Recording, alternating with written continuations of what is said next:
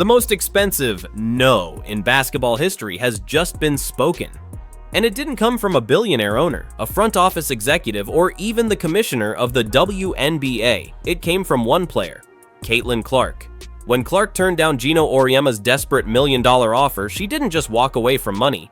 She set off a chain reaction that shattered an empire 40 years in the making. But here's the truth most people aren't talking about. Like I said earlier, they actually had odds that, she was like third or fourth in the betting odds to be MVP of the WNBA. That's such a slap in the face to every WNBA player. It's unbelievable, right? Clark's refusal wasn't about the paycheck. It was about power. It was about legacy. It was about drawing a line in the sand that no one had ever dared to draw before. And what she's building now could permanently alter the future of women's basketball. Before we dive into this shocking story, make sure you're subscribed, because what you're about to hear is information no other outlet has pieced together. This is the story of how a 23-year-old from Iowa brought the most powerful coach in women's basketball to his knees. That's the worst part about new fans. They have no perspective. There's no context. So they just say ridiculous nonsense. Let's start with what leaked just last week. According to insiders close to UConn, Geno Auriemma didn't just offer Clark $1 million. He offered her something far bigger: complete control over his offensive system, a signature shoe deal through Nike, and most shocking of all, a guaranteed spot on the 2028 Olympic coaching staff before she even retired. Add up the endorsements, the future opportunities, and the backroom promises, and the deal was worth over $15 million. But Caitlin Clark's response was cold as ice. She didn't even take the meeting. Her agent sent back 2 words: not interested. That's when the story stopped being about basketball and turned into a war. For Geno, rejection on this scale was unheard of.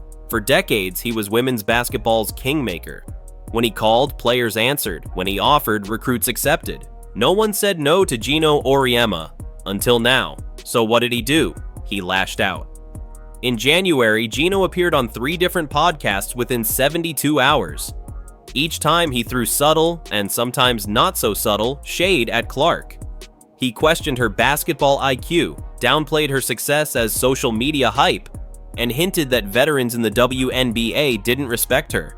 But Geno made one critical mistake. He didn't realize Clark's team had been recording, and when those recordings leaked online, the damage was immediate and devastating.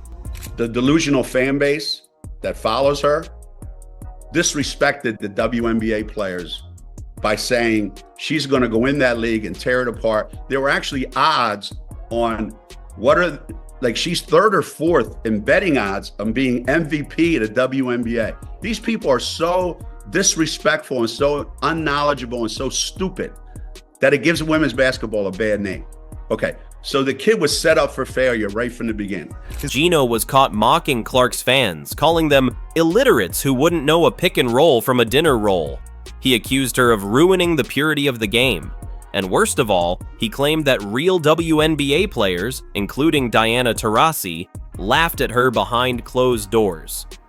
That last remark lit a fire Geno couldn't control, because within hours, Diana Taurasi herself went live on Instagram and dropped a bombshell. Geno doesn't speak for me. Caitlin Clark is the future of this league.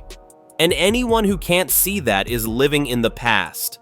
Some coaches need to learn when their time is up. That single clip spread like wildfire. Geno's words backfired spectacularly, and the basketball world was suddenly split in two: the old guard and Caitlin Clark. But here's what most people don't know. This feud didn't start in 2025. It started years earlier. New documents from Iowa's athletic department reveal that back in 2020, when Clark was just an 18-year-old recruit, Geno tried to sabotage her career before it even began. He personally called Big Ten coaches, warning them that Clark was uncoachable and would destroy team chemistry.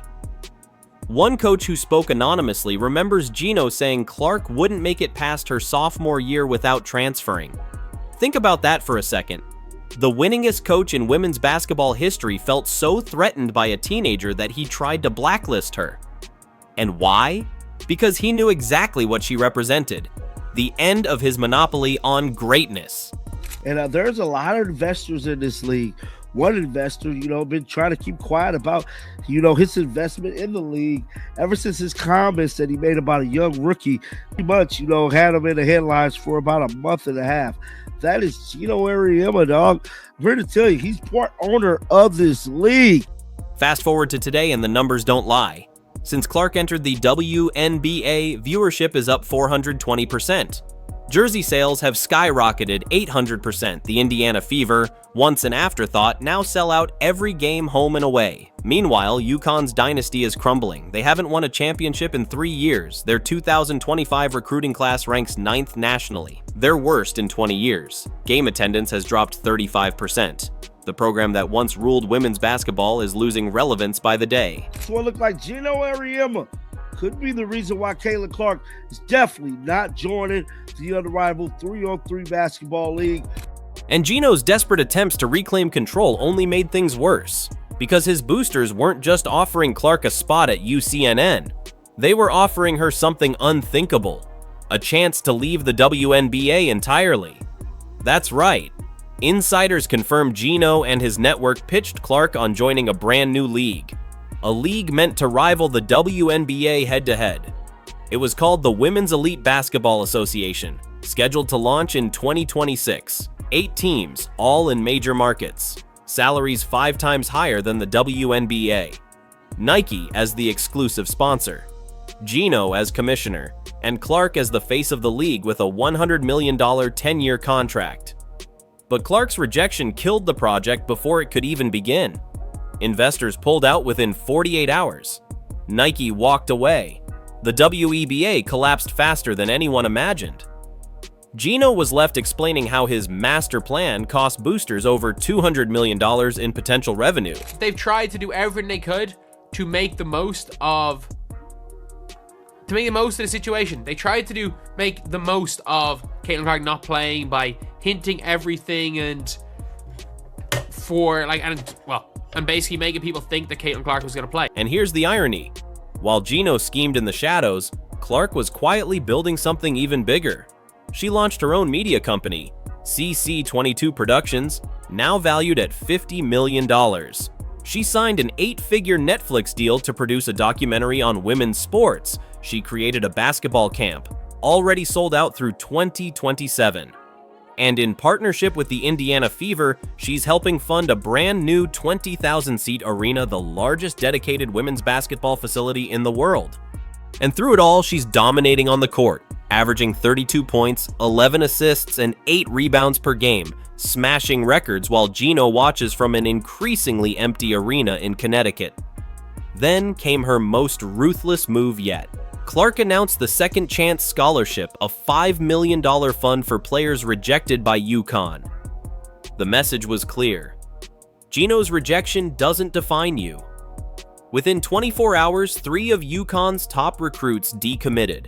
One of them, 5-star guard Taylor Martinez, posted, "I want to play for a program that celebrates players, not controls them."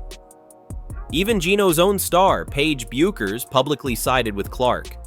When asked about the scholarship, she said, "Caitlin is showing all of us what's possible when you bet on yourself."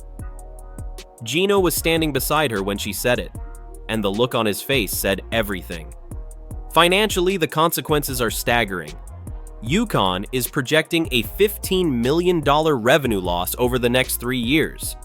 Meanwhile, the Indiana Fever just inked a $200 million local TV deal, the largest in women's sports history.